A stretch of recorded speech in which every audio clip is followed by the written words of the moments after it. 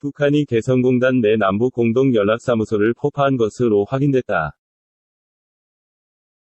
통일부는 북한이 16일 오후 2시 49분 개성공단에 있는 남북 공동연락사무소 청사를 폭파했다고 밝혔다. 이후 조선중앙통신은 쓰레기들과 이를 묵인한 자들의 죄값을 받아내야 한다는 격노한 민심에 부응해 북남 사이의 모든 통신, 연락선들을 차단해버린 데 이어 개성공업지구에 있던 북남 공동연락사무소를 완전 파괴시키는 조치를 실행했다고 전했다.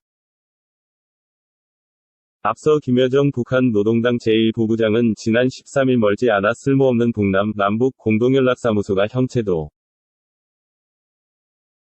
없이 무너지는 비참한 광경을 보게 될 것이라고 폭파를 공개 경고한 바 있다. 국회 외교통일위원회 업무보고 중이었던 한국 김현철 통일부 장관은 개성 남북연락사무소 폭파와 관련해 예고된 부분이라며 상황을 확인해야 한다고 말하고 자리를 떴다. 2018년 남북회담을 계기로 개성공단 재개를 논의하는 등 긍정적 기류를 보여왔던 남북관계는 왜 틀어졌을까? 최근 남북관계의 변천사를 정리해봤다. 남북통신 연락선 모두 차단한 김여정, 그가 전면에 나선 이유. 북한, 남북 간 모든 연락채널 차단. 속내는 북한의 권력 승계에 대해 알아야 할 사실 4가지. 2019 북미 정상회담 결렬.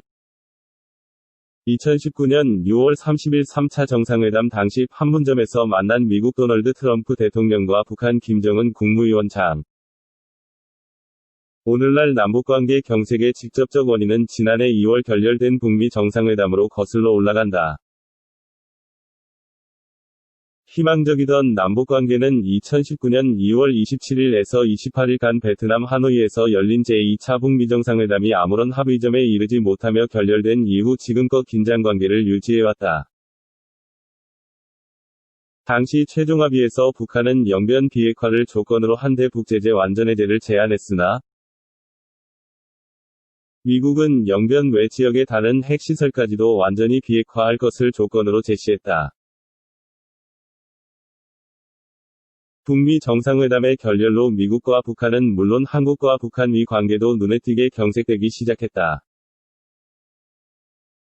한 예로 한국이 남북군사회담 등을 제시했으나 북한 측은 전혀 응답하지 않았고, 진행되던 경제협력도 지지부진해졌다.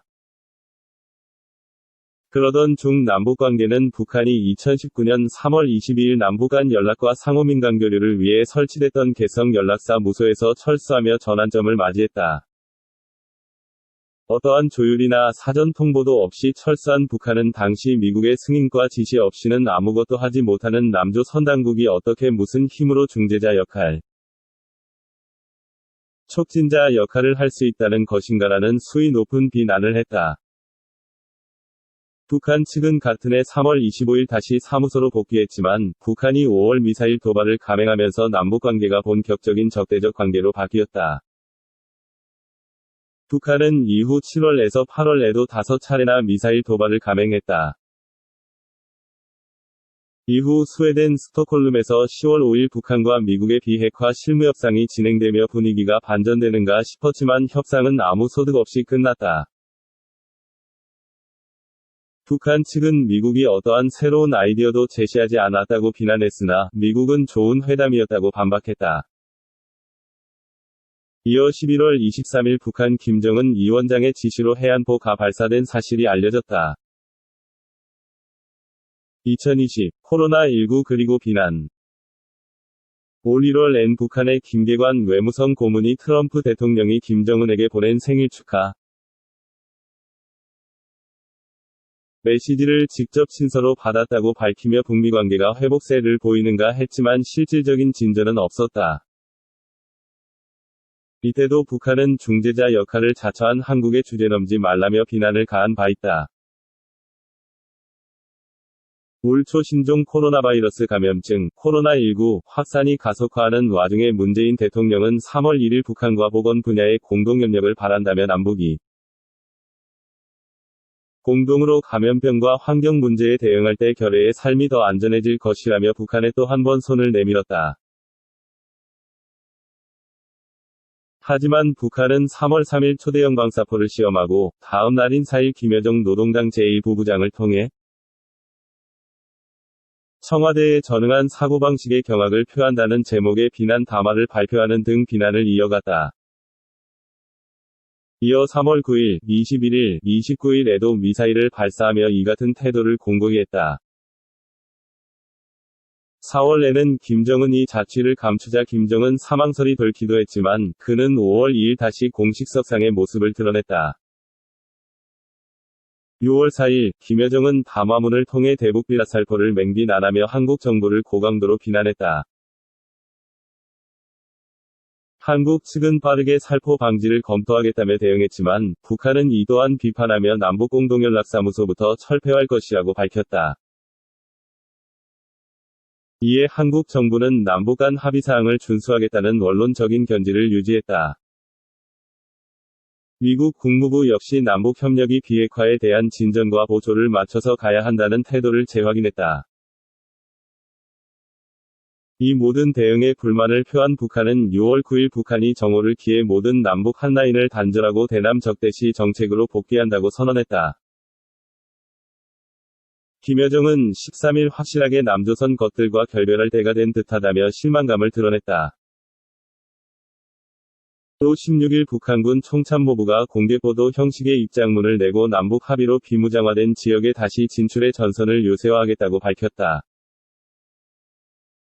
강경 반응 이유는 김여정은 한국 정부와 상대적으로 가까운 북한 고위층 인사로 꼽힌 김여정은 한국 정부와 상대적으로 가까운 북한 고위층 인사로 꼽힌다. 두 나라의 상황은 왜 이렇게 빠르게 악화한 것일까? 북한은 단순히 대북 전단살포에 화가 난 것일까? 전문가들은 북한의 행동은 내부 결속용 차원이 더 크다고 본다.